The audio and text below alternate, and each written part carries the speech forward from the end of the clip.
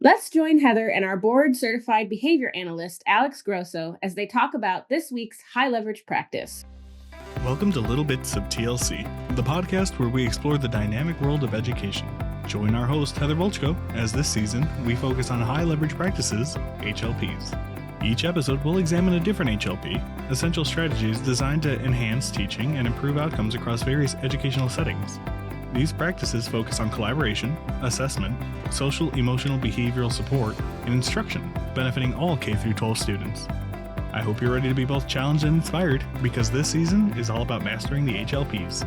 This is Little Bits of TLC. Looking for something that actually fits your life? TLC University is here for that.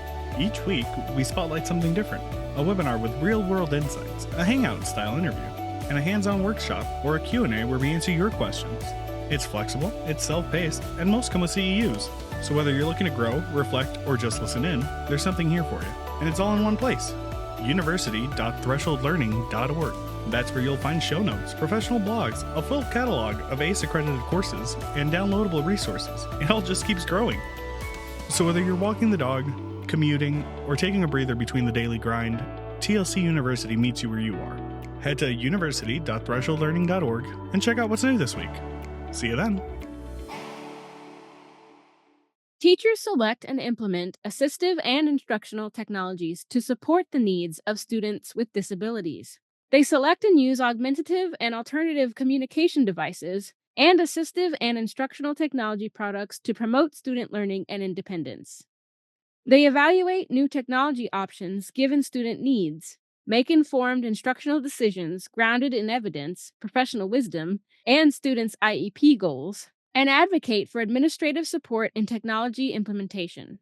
Teachers use the Universal Design for Learning, or UDL, framework to select, design, implement, and evaluate important student outcomes. This week, we are talking about high leverage practice number 19, use assistive and instructional technologies. I know, Alex, for you in your work, this has looked a whole bunch of different ways. So for you, what does this practice include? Back as a practitioner, I think obviously the big one that most people in the ABA field would be very familiar with is AAC technology. It's genuinely very amazing giving these children that, or even adults that didn't have a voice would instead engage in these behaviors because they just couldn't communicate, and that was their form of communication. Be able to give them a voice and teach them if you want something, you don't have to bite yourself. You don't have to hit mom or dad. Press this button and it's like gets rid of all the extra steps. It's just very quick and easy. So it was always very cool to me teaching even to the kids that did have a voice, but maybe their articulation wasn't good. I had a member that when I used to work with, he was awesome. He was a twin. His twin brother, they both were so similar, but also so different. So the twin, his brother, he spoke very well, but he was very hyper and like a little more devious. He was awesome. But he, on the other hand, the member that I'm talking about, he had such difficulty with articulation. And then because he couldn't communicate effectively, you would just see him engage in so many more destructive and physically, I guess, aggressive behaviors because he just couldn't get out the words compared to his brother. His brother was more like chill, easygoing, like get it out, and he'd say it, and then he would just be more frustrated. And I remember when I spoke with my former boss and I, we would kind of like collaborate and kind of brainstorm on how we can do this. We thought about even using PECs at the time, old school PECs. Having it was super cool. I loved using PECs back when I did as an RBT. We were talking, and she's like, "Oh, what about AAC?" At the time, I had very limited knowledge of AAC. I was just kind of still fresh face in the field, and she's like, take this course, kind of read up on it, figure it out, and then we'll kind of reconvene and figure out. So I did it, and it was really cool. It was very eye opening. And then we reconvened, and she's like, all right, so how are we going to tackle this? I was like, well, I think the best way would be like, just get a list of words from mom and dad that he uses his own variation of. So we did. We got like 100-page list of things that he commonly would say, but like it was the word, but like he had his own way of saying it and everyone understood it, but that obviously can't work in the real world because no one's going to understand like a noise versus like the actual word. So I remember we got this list, we wrote out all the words, we got pictures, we put it on the tablet, and then, I explained it to mom and dad. I was like, look, in most cases, in a lot of cases, really, when AAC is used, that's going to be their voice. But the way we used it with him is because he did have some baseline vocal communication. He was able to vocalize certain things. He just had a difficulty with articulation. So the way we approached it was like, hey, we want to use this device, but we don't want him to just only use the device. We want him to press the word, listen to that model, and then try his best to copy it. And I will never forget, maybe like a month or two into using that device, one incredibly like gifted because he understood. Like I will never forget the moment he started like tapping it and getting what he wanted and people understanding him, like his whole demeanor changed, like a whole different kid came out. It was so cool. I was like, oh my god, like he's actually like, I guess, not being upset, like not being frustrated, not trying to hit, not trying to do anything. Like he was actually happy because we were understanding him. Everyone was understanding him, even people that don't know him, that were not used to the way that he spoke, were understanding him. But the cooler thing was because we had that extra step of him like listening to the model and him trying his best to give his best approximation, listening to that model every time he would press it, his articulation started improving. And I'll never forget other RBTs at the clinic that were familiar with him, but they worked with him maybe for a little bit and they got transferred off the case for whatever reason. And when they would talk to him, they were like, his articulation's gotten so much better. And I'm like, yeah, it's the device. And then it got to a point that he knew exactly what to do. He was stringing the sentences together, hitting that little sentence bar at the top, and then he would say like that sentence, and I was like, "Whoa, this is so cool!" Like to this day, I think that is still like one of the coolest uses of assistive technology. That I guess that's my first time, and like I got to like kind of spearhead and navigate it, and really kind of trial and error a lot of different things, but it was just so cool because I saw that change so quickly with him, and I saw him adapt to it so quickly, and like just like the look of relief on his face that he's like, "Finally, you people are getting me. You understand what I want." That's such a cool example, though, because I think sometimes people think of assistive tech or instructional tech as replacing, like, so they're going to Hmm. use technology instead of learning skills. Right. Hmm. And that example, that story, you can't paint a clearer picture of saying that it's a both and.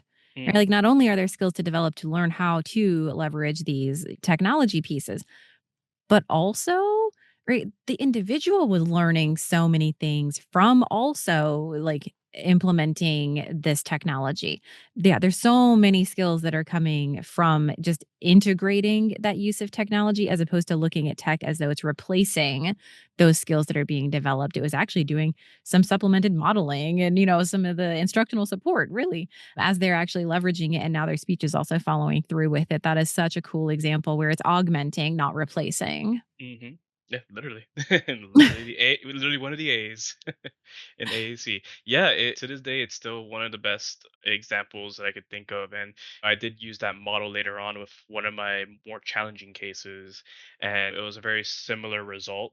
He was much older than the member that I first spoke about, and he had a lot of articulation trouble as well, but when we started using the device, the same thing. It was to supplement his speech. It wasn't to be a crutch. It was more for him to, one, compartmentalize everything that he was thinking because he always wanted something, but he just couldn't figure out the way to say it. He couldn't find that word.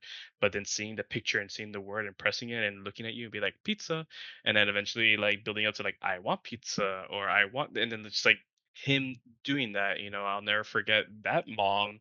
She has a very big family. He was one of seven kids.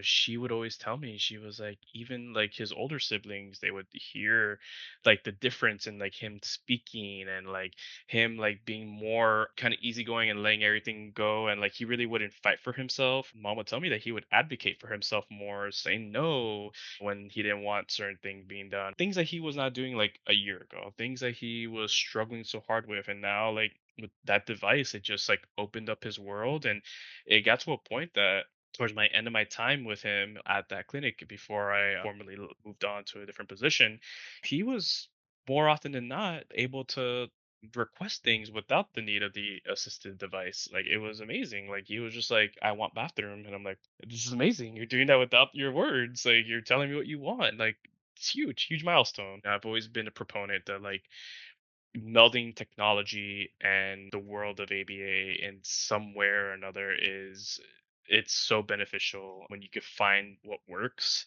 You can see so much growth and so much change so quickly too in some cases. Well, we've talked a lot about leveraging technology with communication skills. What else? Like, I'm thinking instructional technologies in schools, we always talk about it like universal design for learning. If it's good for one, it's good for all, probably, right? Like, there's going to be usefulness well outside just that individual who actually needs it. But I know in clinic settings where it's so hyper focused on the individual, it's a bit of a different perspective. Hmm. But I know you guys are leveraging technology in all kinds of different ways, even within, those non-school settings. So I Hmm. want to give you a little bit of time to talk about what does instructional technology look like when you're really leveraging that like hyper intensive one-on-one or at least individual programming? It is very tricky because using that type of technology in a smaller clinic setting is not necessarily the norm. It really just depends on like the overall clinic philosophy is the best way to describe it. At least in my clinic setting, we didn't really use a lot of that type of technology there. Full transparency. We definitely tried our best to be more hands-on and do everything kind of, I guess, grassroots is the best way to describe it. Like we would kind of do everything ourselves. At my clinic, what I can say, at least when it comes to technological perspective of how we did approach using technology and integrating it within our sessions, it's the most basic way, but it is a way that we did use it. We would use it for circle time. Something as very small and minuscule. At some point, we did get like a television installed in one of our rooms, and we kind of used that in a sense, like kind of like a smart board, and we would kind of do our best to find everything that clicked with the kids and just kind of leverage that so that way when we do that group instructional time, everyone's motivated, everyone's ready, everyone's into it, and they want more of it. So I guess from an educational perspective, when it comes to using technology that you would use there, we didn't necessarily use it so much in a clinic setting, but we definitely did incorporate technology to some degree. For sure. And I think what you're kind of referring to as well is like different tasks call for different tools. Hmm. Right. And so, depending on what it is that you're trying to get your individual to learn or practice or generalize, well, then how you do that it can look a whole bunch of different ways. And so, I know in schools, we're constantly leveraging a whole ton of different instructional technologies, but I know we're also tasked with teaching different things than in a clinic setting that you would be expected or potentially even required to be able to teach. So I'm thinking outside of communication and maybe those tasks, how else did you see technology get leveraged in the clinic setting? Well, I mean, I think the most common way that most practitioners would say would be as a reinforcer.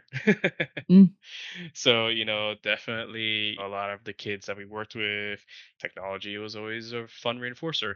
Now, did we use it all the time?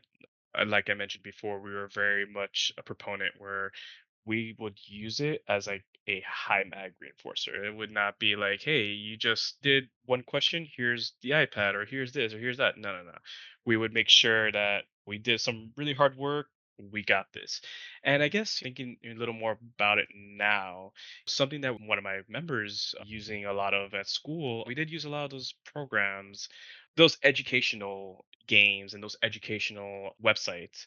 So if we ever did give some reinforcement time using some sort of technology, we would try to steer them towards something a little more educational. So that way it's, yeah, hey, you're having fun, you're doing something on the tablet. A lot of those games and activities that you could do on those websites were fun, but they also had like the component of, hey, you're learning something too. So and then also engaging with them during that time. We would never ever just be like, here's a device and leave you at your own devices, no pun intended. It was like, hey, here's the device, but we're gonna still keep engaging together and we're gonna still kind of have our moment together while you're learning. I'm not gonna push anything on you, but I'm gonna do my best to make sure that this is like you learning as much as possible and getting the most out of your time while you're here versus what you would do with a device at home. At home, you probably just sit there, watch YouTube or whatever the case may be. When we were there at the clinic and we were there to do work, we'd always try to make sure that it was a fine balance between the two, but never ever making sure that it's going weighted down in one direction more than the other. Well, before we sign off today, I want to give you a chance to also talk a little bit about how you would even figure out what tech was appropriate. I know we talked about communication pieces, we talked about reinforcement, we talked about instruction, right? Like there's all these different use cases for technology. As a practitioner, how were you figuring out what was going to be a fit? And then I'm also curious, like, how do you then put that into their plan? Is there any, tips and tricks from a practitioner to practitioner about how are you deciding what might be a fit for them and then documenting it in a way to make sure that they keep getting access to those supports? The most important thing is, what is the baseline? What is their skill set? What can they do and what can they do? What is their deficit? First, solving that, going back to the example of my first member that I talked about, we knew that he had pretty strong fine and gross motor movements. I would see him when he was with his parents use a device, and I was like, okay, so he knows how to navigate it pretty well. So perfect. That's my baseline. Okay, so then once I started experimenting with the device, I kind of figured out, okay, so I modeled it for him. He figured it out, and then he saw like navigating between folders, navigating between pages. I think the most important thing too, when we did do that with him, we made it individualized to him. At my clinic, we felt that just like with our treatment, it should be individualized to the learner. So when I first introduced it to him, I always made sure that like I'm not asking him to do something that's out of his scope, because then we're just gonna be back to square one. Or we're gonna be back to him getting frustrated, him not understanding, him lashing out, and because we're now introducing this component that is adversive. So I think that was always the most important thing to me, is just understanding where my members at, what skill sets do they have already, what do I need to teach them, and then going from there. And when it came to using the device, I I had a million programs for him, not only just the communication side of things, but also the navigation side of things. And I made that a very important thing for all my members. I told all my RBTs, I'm like, hey, like we're using this to teach them how to communicate, but we're also making sure that they know what they're doing. I had goals of like, hey, go to the next page, and him hitting the next page button just so he could understand that next page, back page. So it's definitely just getting that skill set, breaking it down to as many components as needed for that member, and then just going from there and making sure that they're understanding what they're doing. It's not just like, here's this iPad, let me go somewhere else. No, no, here's this iPad. This is gonna help you communicate. It's gonna help you be your words. So another extent, we talked about how we used it as a reinforcer. I always would make sure that when we did use it as a reinforcer, it wasn't necessarily like, hey, I'm gonna go on YouTube or I'm gonna go on this game and play that. No, it was always like, hey, we're gonna do something, but we're gonna do it and we're gonna learn, and I'm gonna ask you things, like engage with you, not just leave you alone. Like always make sure that the member is getting something out of it, and it's not just, this is my alone time and I'm not going to talk to you. It's like, hey, this is our time together with me. We're going to communicate, we're going to keep doing, but I'm going to let you do your thing, but I'm not going to be forceful and intrude on your time. But I also don't want you to disassociate. So Yes, yes, of course. So thank you so much. Like you talked about how to leverage technology in a bunch of different ways, but then also how do we even figure out what tech may or may not be a fit? How do we introduce that and implement it in a way that we know we're actually going to get that skill development through that augmentation, that we're not just looking at technology to replace skills that our individuals don't have, that we're using it so that it can supplement and kind of fill in the gaps along the way. So thank you so much for sharing so many stories and examples and walking us through that professional decision making piece here at the end as well. I really appreciate it. yeah, absolutely. It's my pleasure. Thank you for having me on. Working with students who need long-term individualized support? Project Base is a 4-strand project designed for educators in self-contained classrooms serving students with low incident needs. You'll get step-by-step guidance on building a program that focuses on communication, daily routines, and real-world skill building. From setting up the classroom environment to designing personalized plans, this course helps you create a space where your students can grow and succeed in school and into adulthood.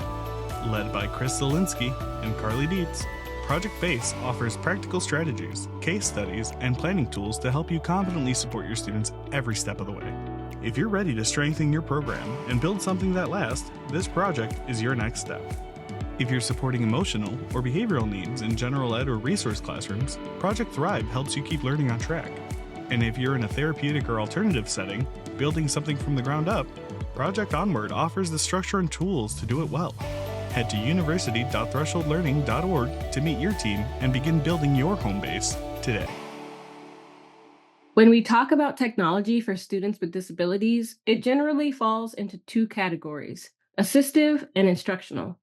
Assistive technology, often referred to as AT, includes tools like augmentative and assistive communication devices, or AACs, which are crucial for giving students access to instruction. These devices can range from something as simple as a pencil grip to more advanced tools, like text to speech features or communication devices that allow nonverbal students to interact with others. The beauty of assistive technology is that it's personalized, specifically designed to meet individual needs and reduce the impact of a disability, whether that means improving communication, mobility, or access to learning. On the other hand, instructional technologies are geared more towards supporting the learning process itself. Think about software or interactive games that help students stay engaged, or instructional videos that make learning more dynamic. Special education teachers often blend both assistive and instructional technologies to create a customized approach that meets the unique needs of their students. These tools work together to ensure that students can fully participate and thrive in their learning environments. Technology is everywhere in schools, shaping the way both teachers and students engage with learning. However, despite its constant presence, it's not always used as effectively as it could be to support the specific needs of students with disabilities. Just because technology is available doesn't mean it will automatically make a difference in student outcomes, especially when we're talking about students with unique learning challenges. Educators have to be cautious about simply picking tools and expecting immediate improvements in student performance. This is where a thoughtful approach comes into play, especially in relation to IEPs, which have a designated section focused on assistive technology. These tools are meant to help students access the general curriculum and extracurricular activities, whether it's through communication aids, mobility devices, or tools that assist with reading, writing, or note taking. The key here is to think critically about how these technologies can be integrated into a student's learning plan to help them meet both short term and long term goals. Importantly, students also need to be explicitly taught how to use these tools effectively, and ongoing feedback is essential to ensure they're using them in ways that truly enhance their learning. This aligns with best practices outlined in high leverage practices, or HLPs, like systematically designing instruction, HLP 11, providing explicit instruction, HLP 16, and offering quality feedback, HLP 8 and 22. These elements are crucial in making sure technology doesn't just exist in the classroom, but actively contributes to student success. When we talk about effectively promoting active student engagement, especially in classrooms where students have diverse learning needs, assistive technology, or AT, plays a vital role. For students to truly benefit, teachers need to consider AT in a way that aligns with each student's specific goals and their access to the general curriculum and extracurricular activities. One of the best ways to do this is by using the SETT framework, which looks at the student's strengths and needs, the learning environments, the tasks they're expected to complete, and the tools, like AT devices, that can support them. This process allows teachers to directly integrate AT into IEP goals, ensuring that technology isn't just an add on, but a fundamental part of how the student engages with learning. And it's not just about picking the right tools. It's about collecting and analyzing data on how effectively these tools are working across different instructional settings.